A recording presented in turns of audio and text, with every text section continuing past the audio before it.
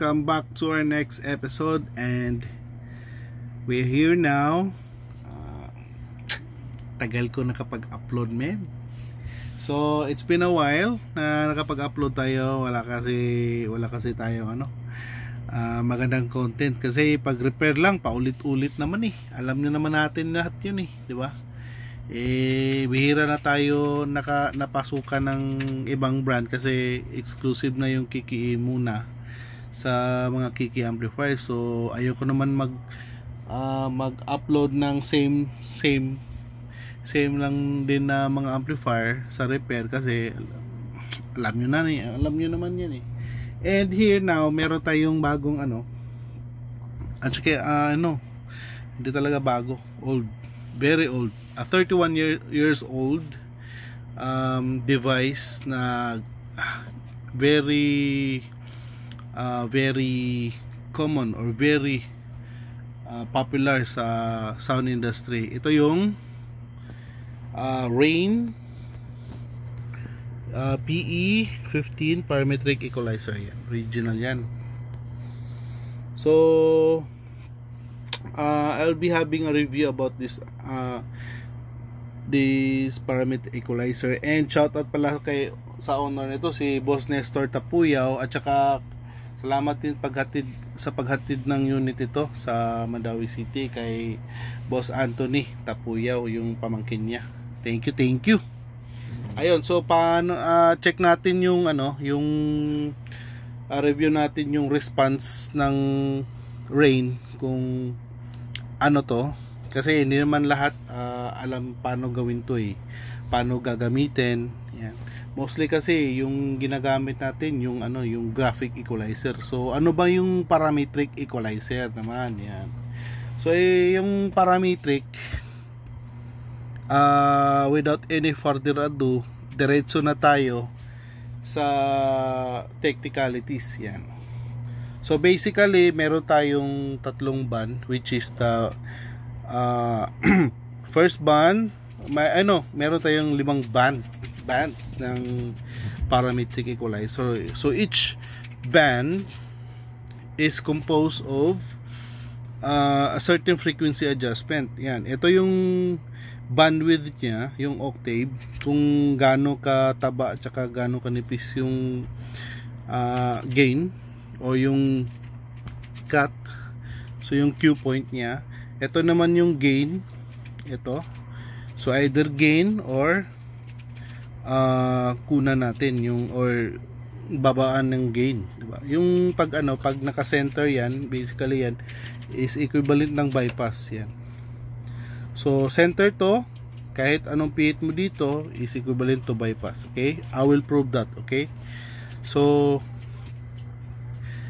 ayan, and then next is frequency sweep. So meron tayong 220 Hz to 300 Hz sa first band. Second band niya is 60 Hz to 1 kHz, and third band is 150 to 2.5, and fourth band is 450 to 8 kHz, at saka ito yung last band, meron siyang 1 kHz to 20 kHz. Yung first at saka second band, sila lang yung merong full shelf. Yan. Parang crossover yung effect nito. Tsaka ito din. Yan. Pwede bunutin mo. Okay. So paano ba natin siya i-test nang hindi maingay, 'di ba? Kasi mahirap naman pag wala tayong visualization. So gagamit tayo ng software ito. Yan. Ito software. So papasukan natin ng full band na pink noise yung input ng amplifier na ito. I mean yung gadget na ito, yung parametric, tsaka yung output niya papasok naman ulit sa sa ating audio interface. Ayan. So let's start. So ito, pibihitin ko yan. Yan. Pag babaan natin yung gain, tataas yung gain. So ideally, pipihit tayo ng master control to achieve the 0 dB. Ayan. So yung center niya 0 dB, yan o. Yan, so meron tayong 0 dB. Pero meron ako napansin sa kanya, pag naka-bypass yan, ano yung yung ano siya dito, 0 dB talaga. Pero kapag pagpapasok na sa device, meron siyang konting roll off. A little, mga siguro mga negative 1 dB around, or 2 maybe. So anyway, hindi naman issue yan, maliit lang naman. So let's start. I-bypass muna natin yung lahat ng band, and saka una tayo sa first band. Yan. So ito, yan, okay. So pag sinabi ko, 'di ba, bypass to, kahit anong pihit ko dito, walang mangyayari kasi naka-bypass center yan eh. Kahit parang ganun lang eh. Okay, let's prove it, 'di ba? So wala nang bypass, at saka i-move ko to.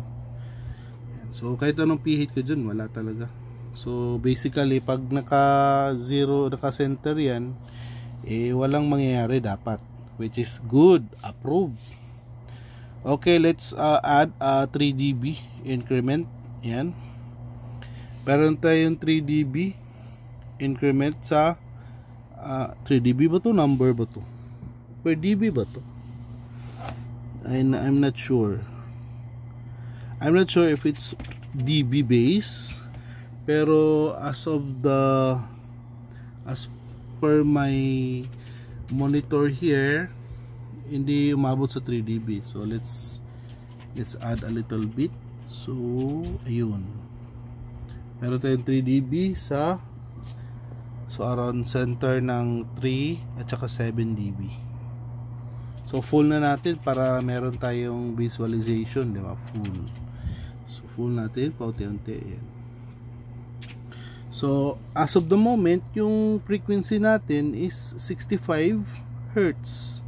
Tsaka yung Q point is around 0.33. So naka 12 o'clock. Yan. So 0.33 at saka 1 yung bandwidth. Okay. So let's confirm. So meron tayo nasa 60 Hz, pero dito 65 Hz. I don't know. Siguro sa pag-placement, mali yung kailangan natin i-center talaga. Anyway, pwede naman ibahin yung ganun, So basically 0. Dapat ma-achieve natin yung 20. Yung 20 yan. So pinaka last 22. Yan. So yung accuracy ng mga ito i-neglect natin. So fully sa left side, fully close to left side. So it will show supposed to be 20 Hz. Pero dito meron siyang 21. So 21 Hz, 21 Hz, 22 Hz, 23 Hz, 24, at saka roll off na siya sa 26 Hz. Okay. At saka yung bandwidth natin yan, pipihitin natin yan pa clockwise. So tataba yan, tataba, at saka ninipis. Parang sa drive rack lang din yung PEQ. Okay. So meron tayong gain, yan, 12 dB. So from 20 Hz, paunti-unti natin siyang pihitin papuntang 300 Hz. And let's confirm it. Ayan.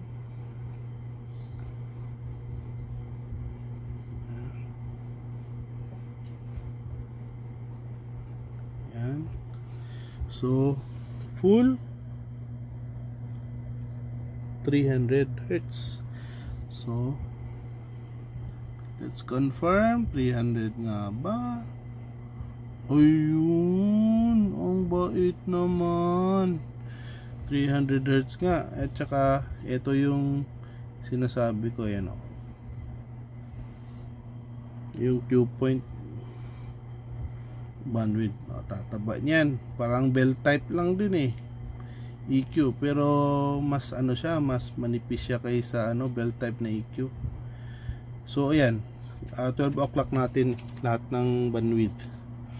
So yan, pag invert naman natin, ibabalik natin yan sa gitna. Yan, 0 dB yan sa 300 Hz. Tsaka kuna natin ng gain yung 300 Hz. Ayun o. Ayun, mas mataas yung drop niya, more than negative, siguro mga around 20, negative 20 dB. Pa-check nga, negative 17 dB sa 300 Hz yung pagbaba niya na cut. Tsaka yung boost naman niya is around 12 dB. 12 dB, nakikita niya naman yan, 12 dB. Okay, so 300 Hz, 3 dB. Okay, clear tayo dyan. So pag na-bypass natin to, yan, bypass. So automatic wala yan. Punta tayo sa second band. Ayun. So adjust natin. O yun, nasa ano siya. Balikan natin yung, ito nga pala yung first band. Yung full shelf. Yeah, okay, yung pag ganun ba. Okay, kaya sinabi ko kanina, ano siya, parang crossover, di ba? Ayan. So pag yan, ginanong ko yan na bitad.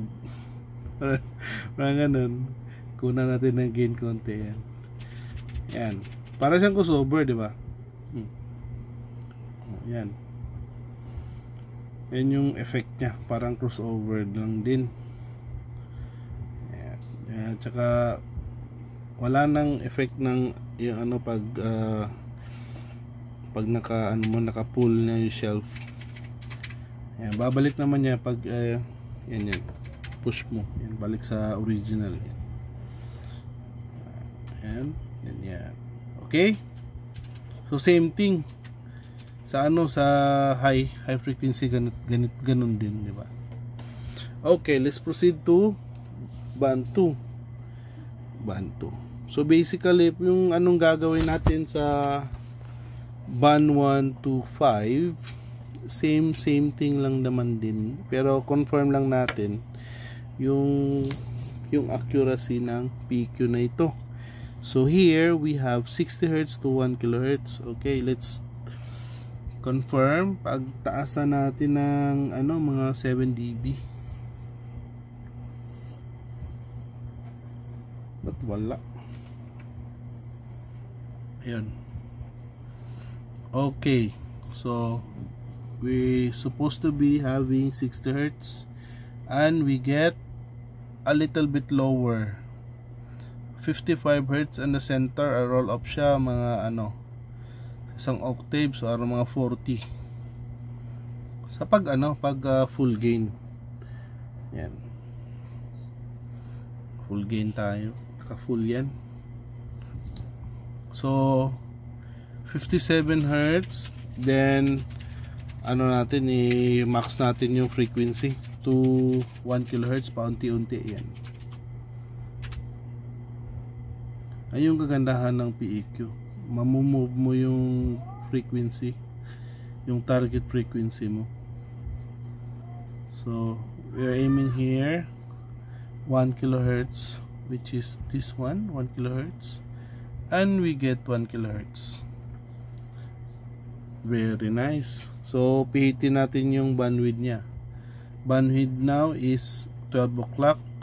Pag nag clockwise tayo, yan, tataba yan, just like sa drive rack. Tsaka pag balik natin sa 12 o'clock, and then baba natin to 9. Ayan. So yan, so 9 o'clock, ayan, ninipis siya. Ayan, fully close, 0. Ayan, 3 dB, around 3 dB lang. Mga 9 o'clock, nasa siya, nasa 9 dB gain. fully off 3 dB, 9 dB 9 o'clock, and 12 o'clock is around 12 dB. Sobra pa sa 12 dB, so around 13 dB. Okay, so ayan yung Q. So basically ito yung PEQ. So proceed tayo sa bypass natin 3. Yan, so gain tayo. Yan, so 3 is 150 Hz to 1 kHz. Let's confirm it. 150. Okay, we get 154 sa center ng waveform. Yan, okay, dito yan, ito yung 150. So 150 at 13 dB. Yan, so pag ano natin, max natin, kunin natin yung maximum na 2.5 kHz, and let's confirm it.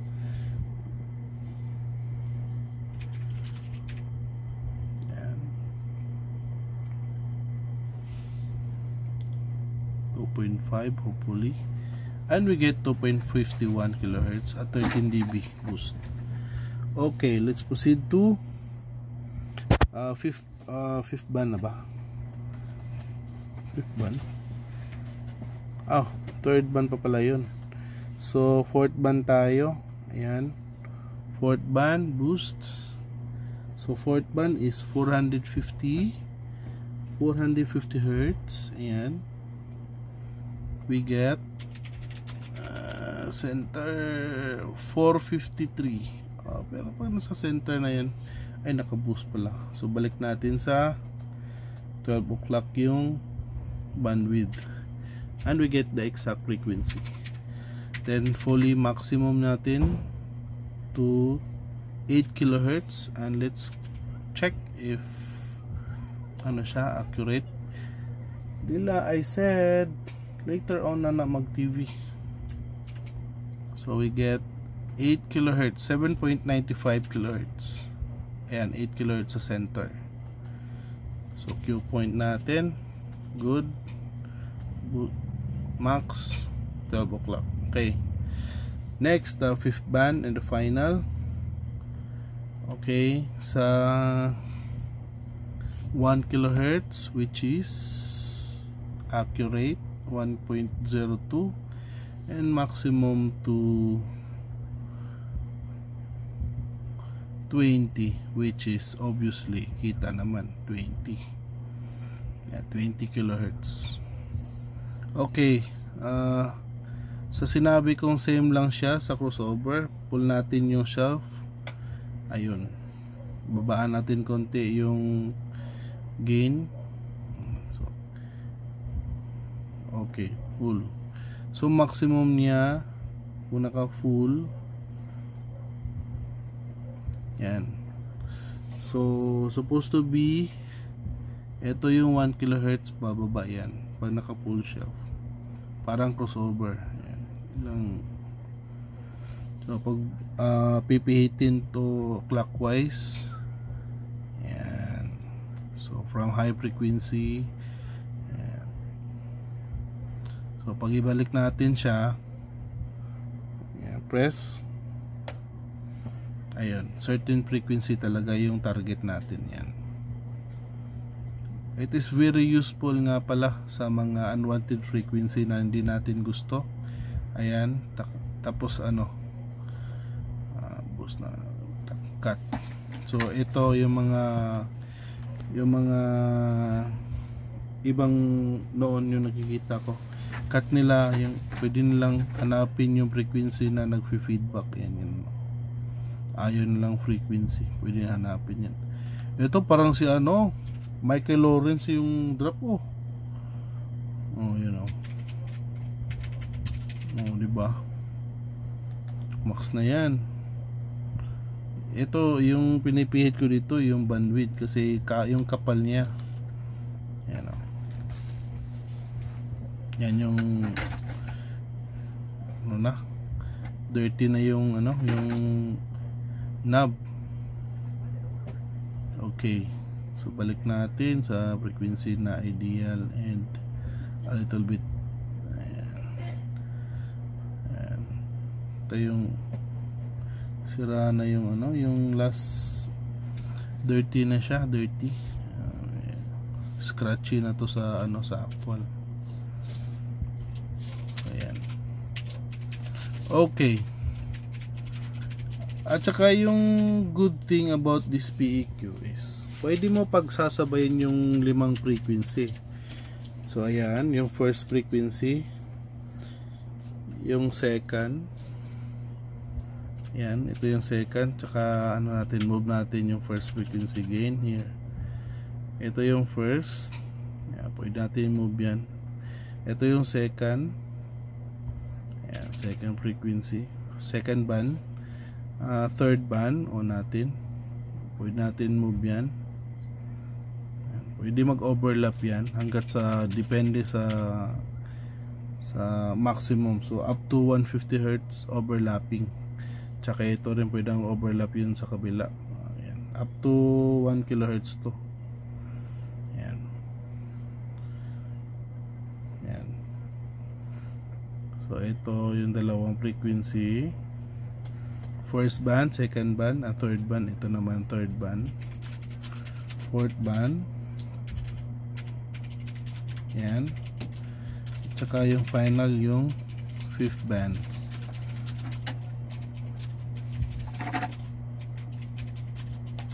Okay, fifth band, where are you? Yung fifth band. Yan, yung fifth band. Yan. So, parang siyang wiggle, wiggle, wiggle. Pwede mag-overlap yan into sa center yan. Yan, mataas na yung gain. So, babaan konti. So, yan yung basically, ito yung parametric equalizer. Tsaka, yan. Ayun, yung isa. Ito. So, off natin pa isa-isa. Off natin yung first band, second band, third band, fourth band, tsaka fifth band. So yung third band, ayan, second band, yan, individual, first band, yan, fourth band, tsaka finally yung fifth band. Pwede mo ma-move yan. So yan guys, I guess we have the, yan yung review natin sa ano, sa Rane PE15. It was checked based sa ano, sa may nakasulat sa loob ng board, meron siyang 1993. So it's around 31 years old. Ito, pero gumagana pa rin. Iba talaga yung original, di ba? Pero I suggest itong mga ganito, we need a total recap. So yung lahat ng electrolytic, kung pwede palitan na mga original. Kung meron mang makuha ang original, palitan lahat talaga yung mga old na mga ganito. So guys, that's it, our review about the Rane PE15, and thank you for watching to Fido Dido Tech Power Amplifier YouTube channel, and bye bye. Ay, shout out nga pala kay ano, yung kaibigan natin diyan na technician sa ano, sa Capiz. So kay Boss Francis Stephen Gaspar Brillo. Yan. Shout out boss, tsaka kay Boss FLG. Yan, yung distributor ng Turbulence yan. Shout out boss sa Capiz. Yun.